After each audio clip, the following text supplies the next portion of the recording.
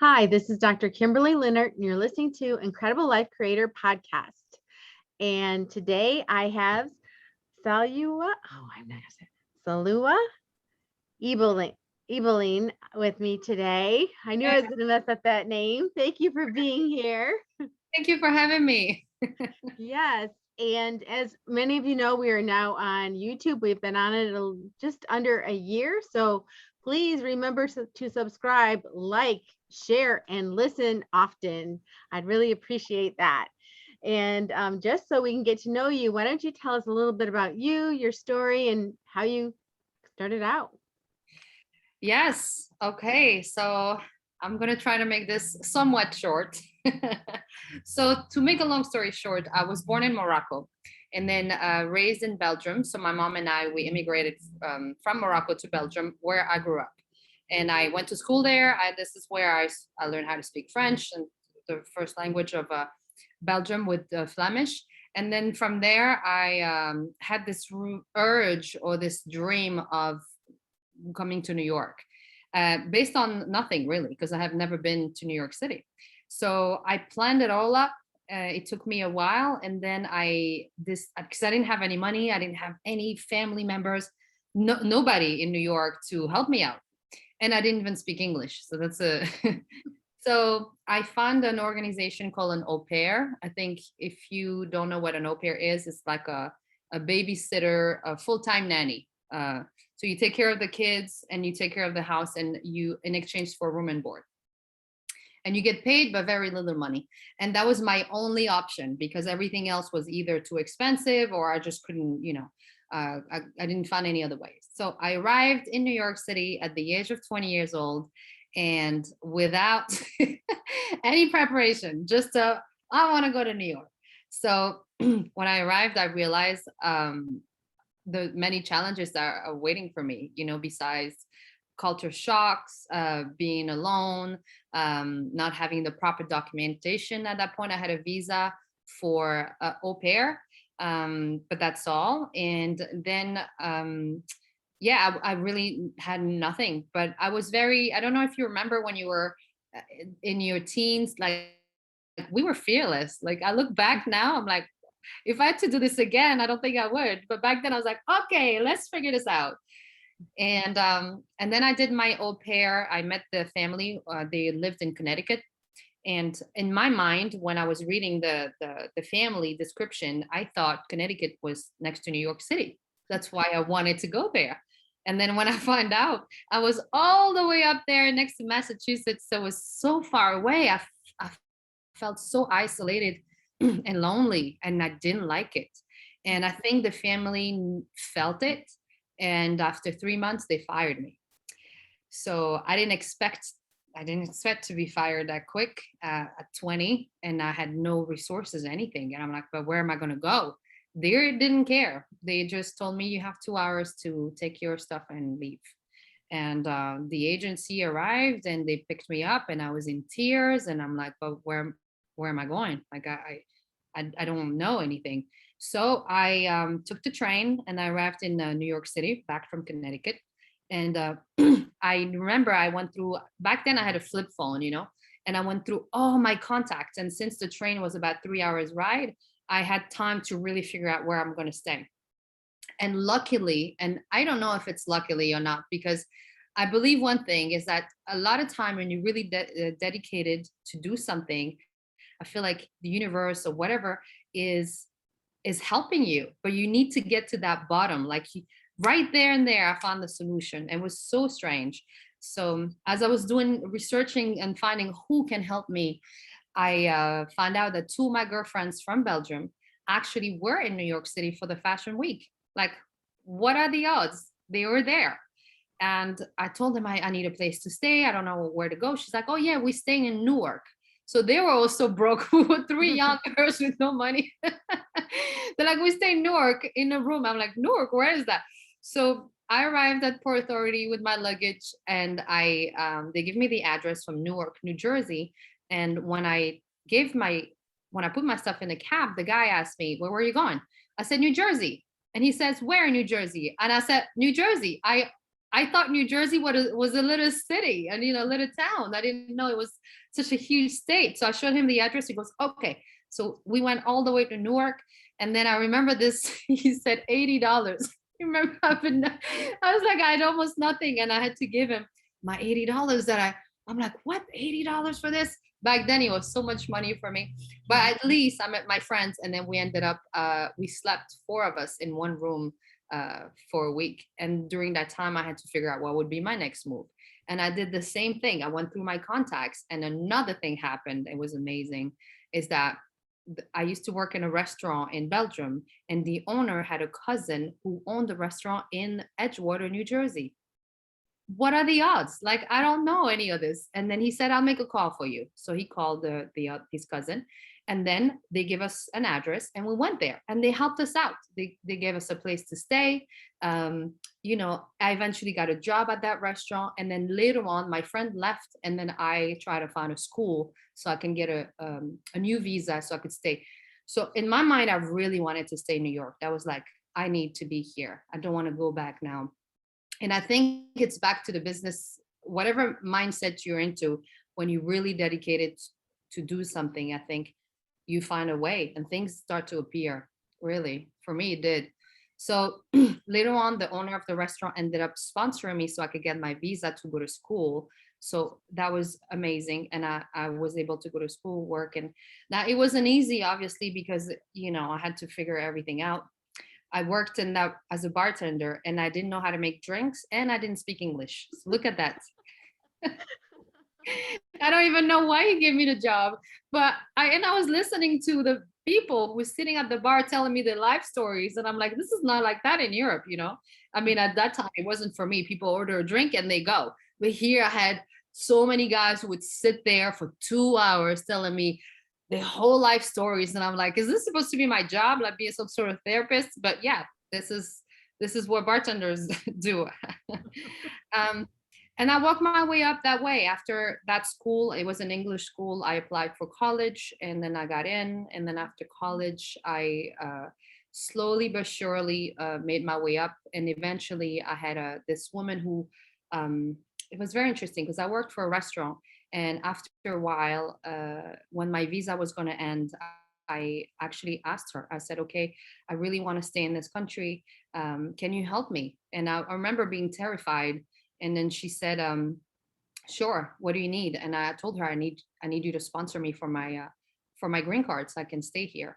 And she said, you totally deserve it. And then she did help me out. And she's an angel. Like, she literally gave me, she put herself not in danger, but she gave me, her income tax document.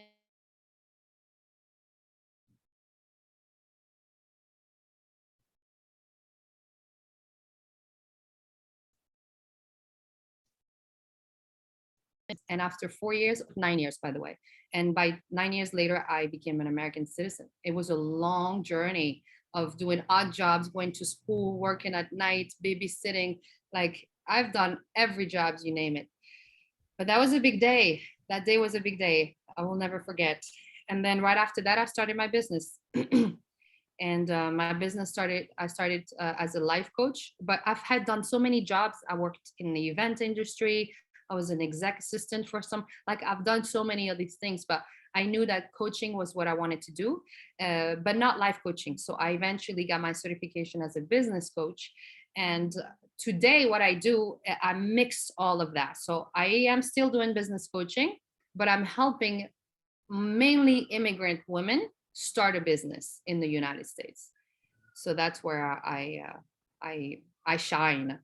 I also worked for Google at some point for a year in the office in Phoenix, Arizona. And that gave me a lot of, I learned a lot, and I was able later to implement digital marketing into my program of business coaching. So that's why I have a really complete program. And with the pandemic now, a lot of people want to start an online business. So it's perfect, So that's the story in a nutshell.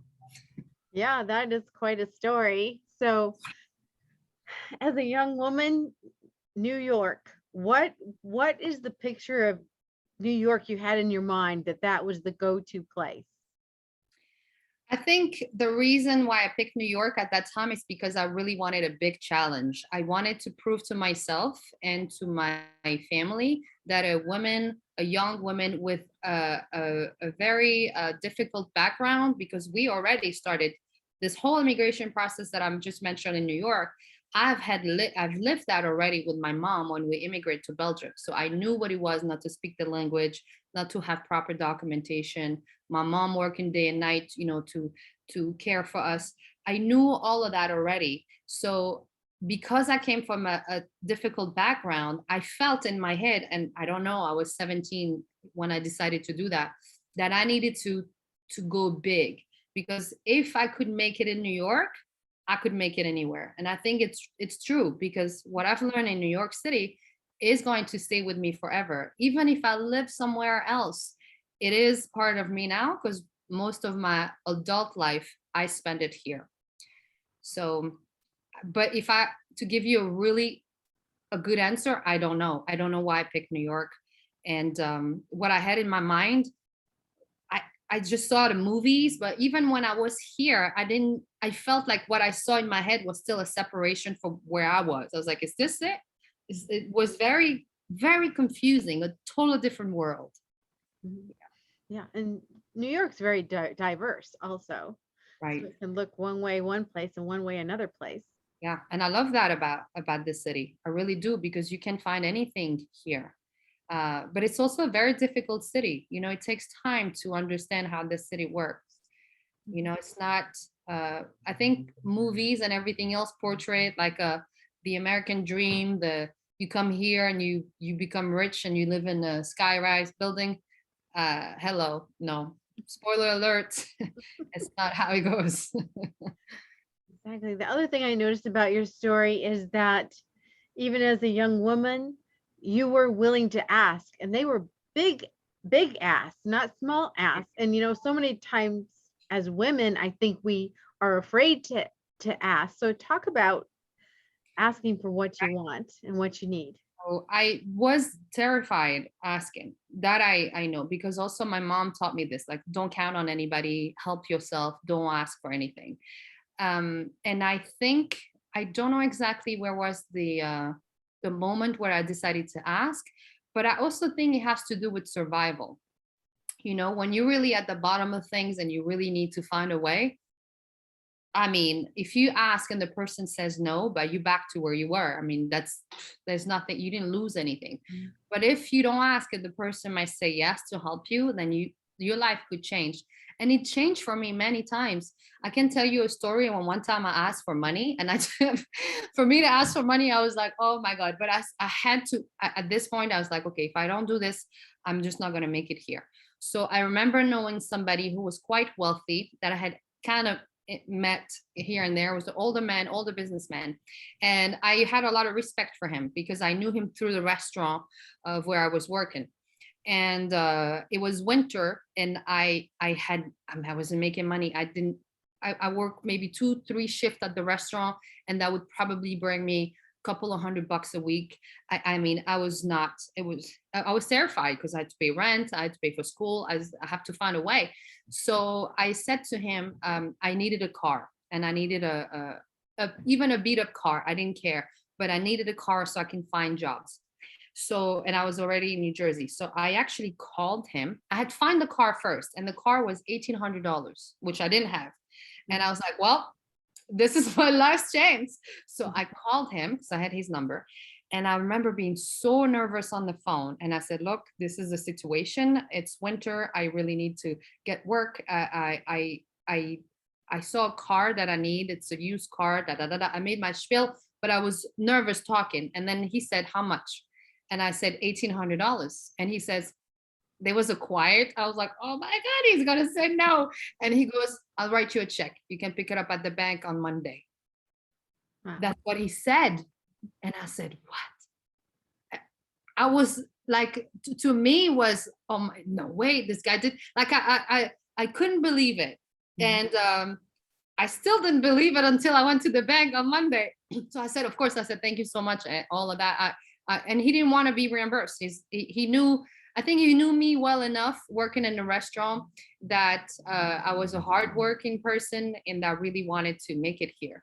And I got the check and I went to get the card. And the card helped me to get gigs because at that point I was dancing. So my thing was belly dancing. That's how I was able to pay for school. So I used to get all these gigs left and right. And the car helped me go everywhere in New Jersey to be able to get money to pay for college.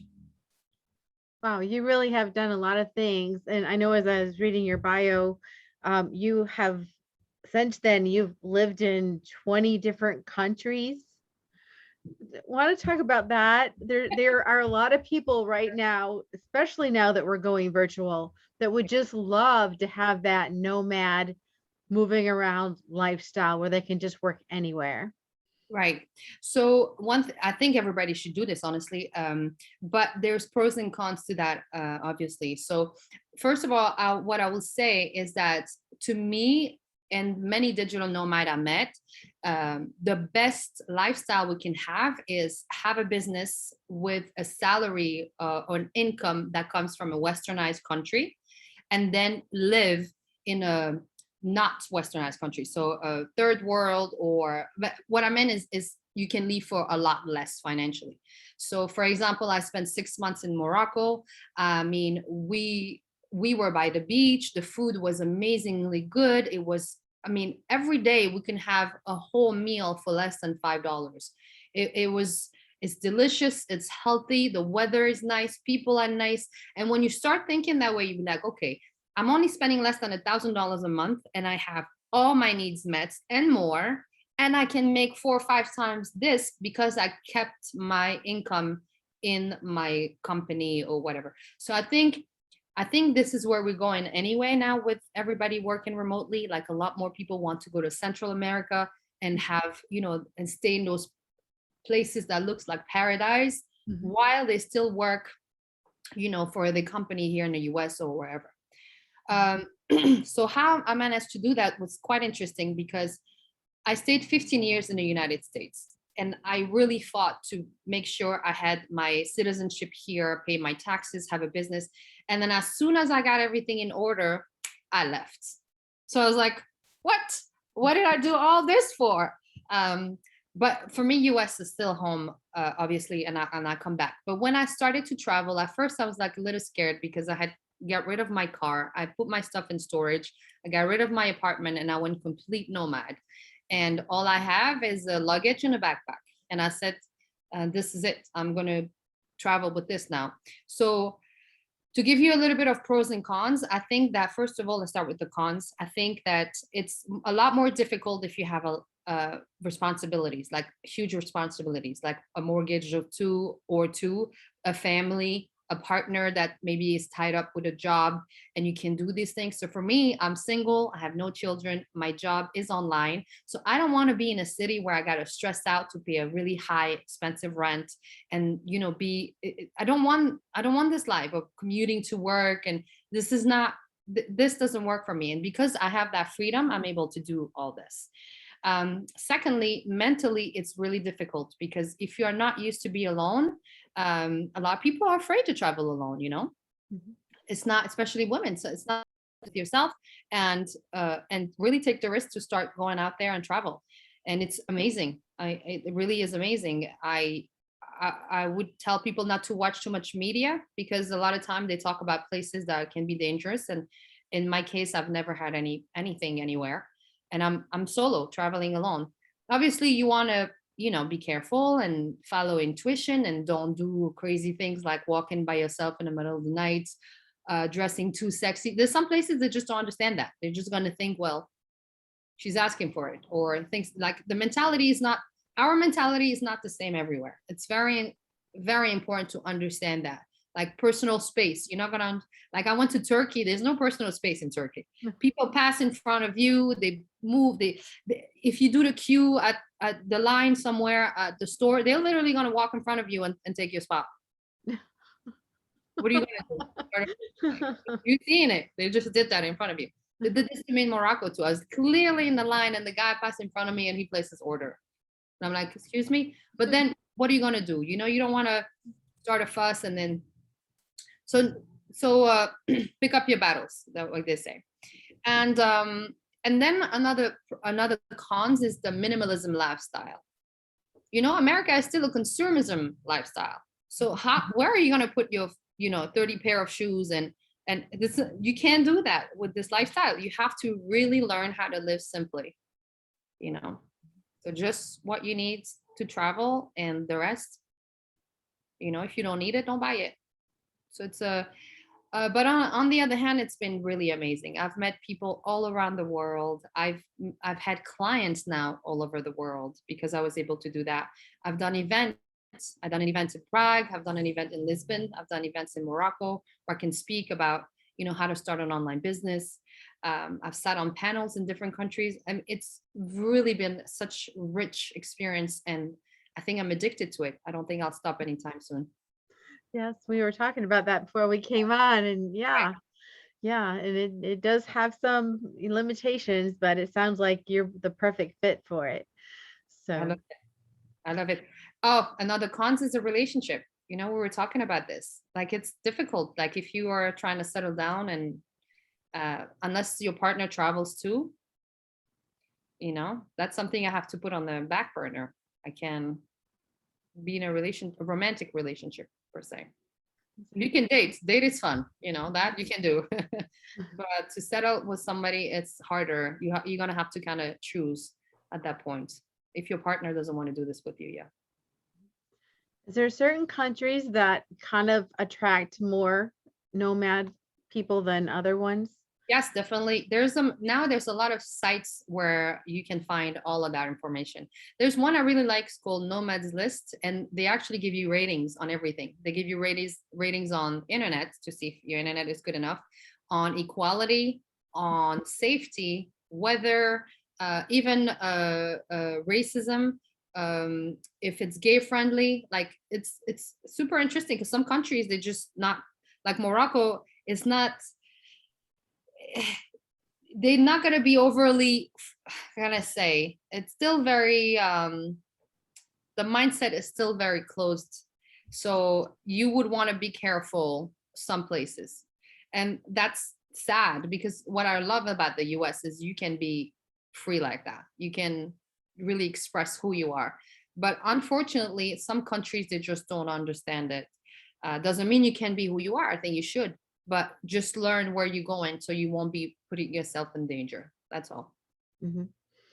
Yeah. So now, you recently wrote a book. In fact, you just got your book, just came. So why don't you show us that book and also tell us about the book? Sure. So this is the book. So it's the stories of immigrant women entrepreneur in the United States. And on the cover here, you can see some of the women who are in the book.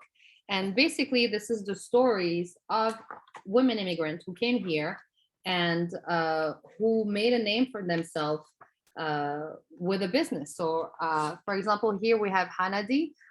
She's from Lebanon, and she's got beautiful stories. She did a TED Talk when she talks about her story as being a Muslim veiled woman here in America. Here we have, for example, Reina. Reina has a nonprofit organization when she fights for children, DACA, the children who cross the border undocumented. So she works with the government. She works with many nonprofit organizations. Here we have Lucy. She's from Cameroon. She's also an entrepreneur. So we have a lot of 28 stories to be exact in this book.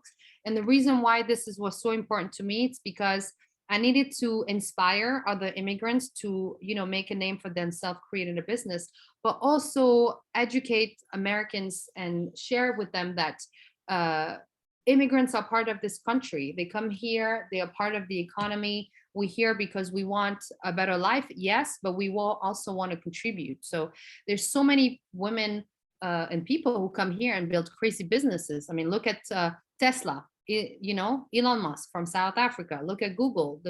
They also kids from immigrants. There's so many. Bezos, half Latino. What's the Apple guy?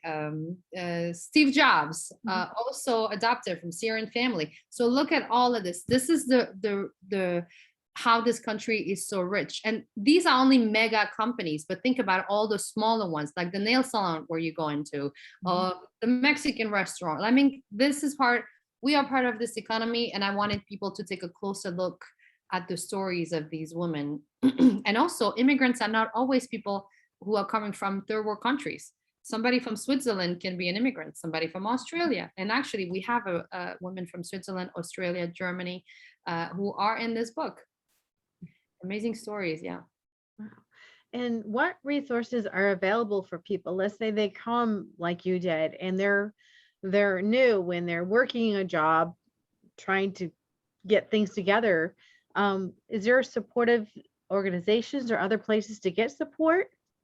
Well, I'm sure there are many, but when I came here in 2005, honestly, I didn't know any of it. Internet was not used like it is used today, but I still found a way to kind of find a support system. I found mentors who can help me. I'm very social too, and as you know, I literally go and ask for things, because when if I need help, I will ask, but I'm also a good helper. If somebody asks me for help, I always return the favor. I actually really love helping others. So right now there gotta be a lot of groups out there, but I think if somebody comes here and they need support, I would say we'll start with Facebook groups, because there's a lot of Facebook groups out there, and there's meetups. So that's another thing. They should contact the embassies, because there's events that are set up by the embassies as well. And just do not be afraid to go out there and meet people and talk and see who you connect with, and then go from there. That's what I would do. Yeah. And then we're also talking about women in funding, and how sometimes it's harder for women to find funding than for men or even other groups. You want to talk about that? Sure. So it's actually in the book, because I think so we talking about entrepreneurship in this book, and I think first of all, it's very hard for women to get funded, but if there were more funds available for women and women immigrants, I think women could create a lot more amazing companies. But we have to be honest, when you first start, like especially immigrants, they don't have a credit history. They don't have any of that. And the lenders, they don't want to lend them money because they don't have a credit history. So then we go in circle, and it's become very difficult. But in the book, I spent some time to really do some research to give some great facts. So imagine if it's hard for African-American women to get funded, or immigrant women to get funded, it is hard for women in general. So this is that. So I'm just going to give you a few facts here. And I think why people do not fund women. Like it's crazy. We literally lead the economy by making 80% of the global decisions. Why are we not more funded? We would run this world a lot better. So here, for example, women-owned businesses generate around 1.9 trillion in revenue per year. Can you imagine?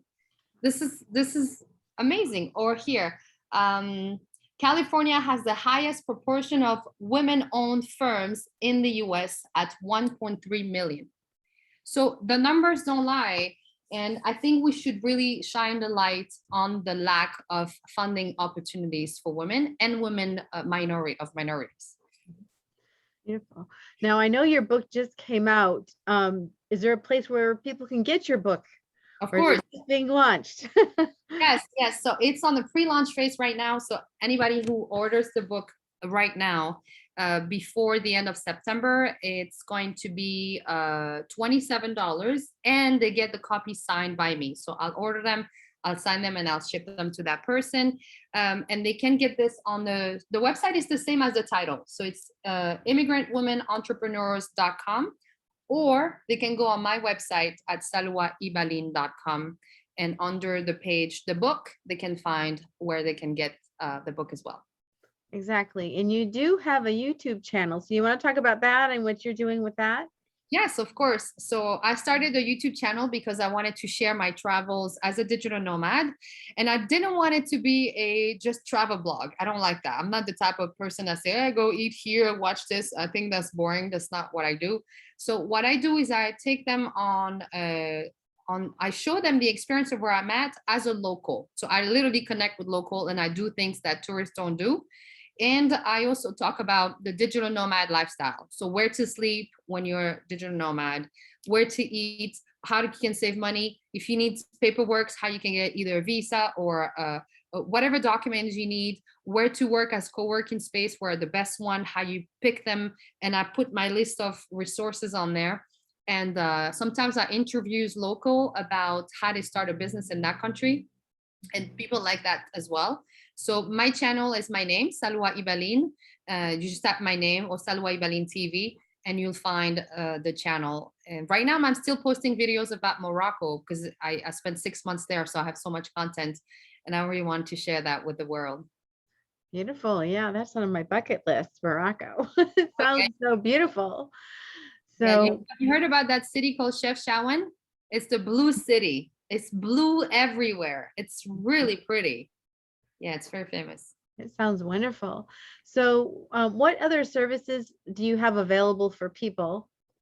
So what I do now is I do coaching one-on-one, and I teach people how to start an online business. So we work on the business strategy and then on the digital marketing aspect, but most importantly on the mindset.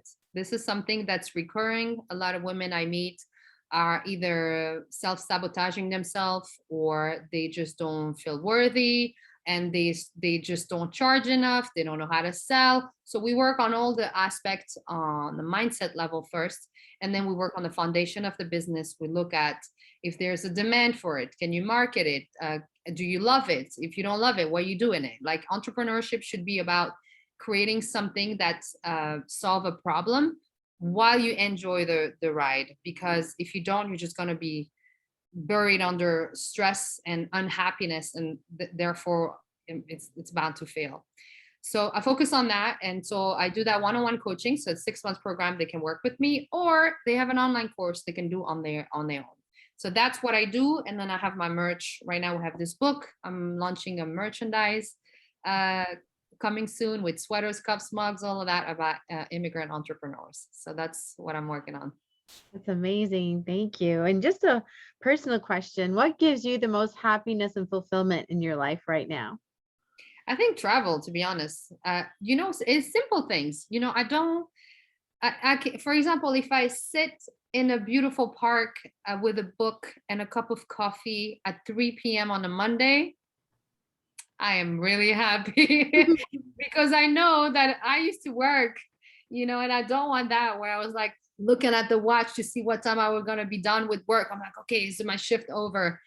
I don't have, I don't owe nothing to no one. I can make my own schedule.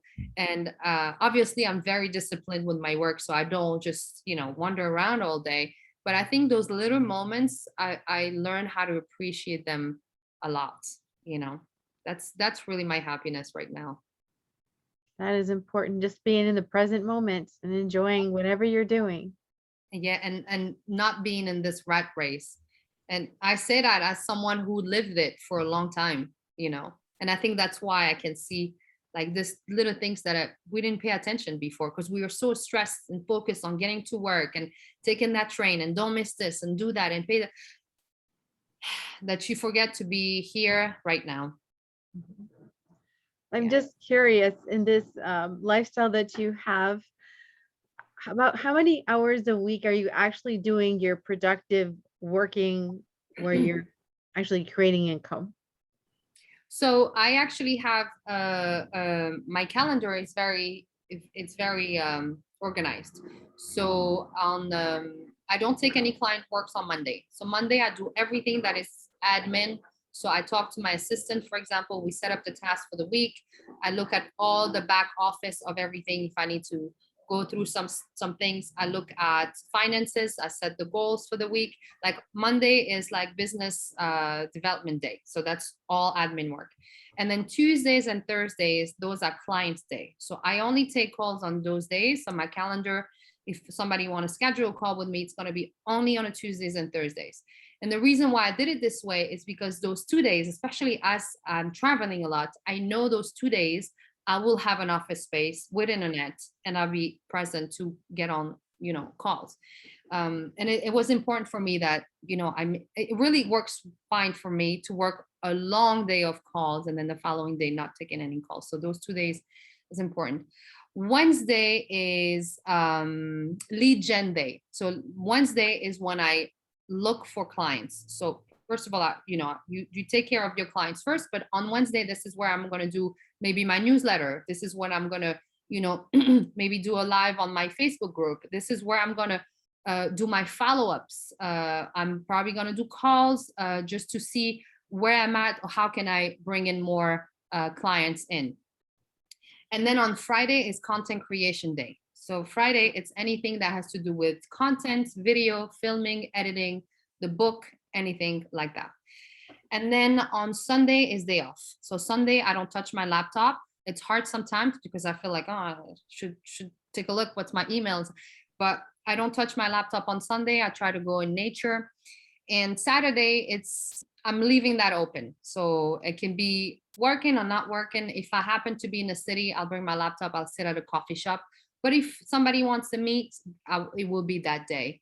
And another thing that I also removed, I know it's notifications. So I stopped every notification of everything. So I don't get them. So unless I'm going to check my email, I won't know if you send me an email on my phone. I stopped doing this because then I can't be focused.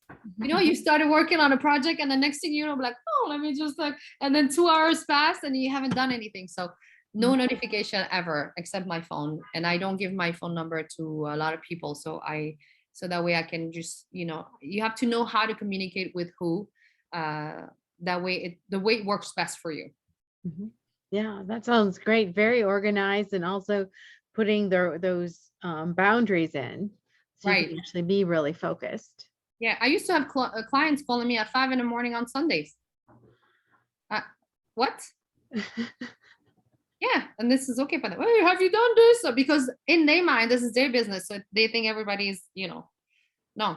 So you have to, really set boundaries. For me, it's email. I prefer that a lot better than anything else. Yeah. Beautiful. Well, thank you so much for being on the podcast today and for sharing your stories and your advice. It's been great. Thank you. Thank you so much for having me. I really did appreciate it. Yeah. So I have one last question before we finish. What is your best advice on living an incredible, amazing life? Do it. I think not to wait. It's so many people who wait. They wait to be ready. They wait to have a little bit more money. They wait for this. They wait for that. And in the meantime, time goes by. Just go ahead and do it with fear. It's even better when you're afraid, because then you feel so much better after you accomplish it. You're like, oh my God, I went through this. So maybe one thing that I did, and that's really cool, is I created a bucket list. As I started to travel, I was like, oh, I want to go there. I want to do this. And then I look at my bucket list and I say, okay, I'm going to do this now. So I plan it and then I go for it. But don't plan too much. You have to leave room for the unexpected. It's better that way. Yeah. That's beautiful. Thank you so much. Thank you. And we'll talk to you again soon. Okay. Bye-bye.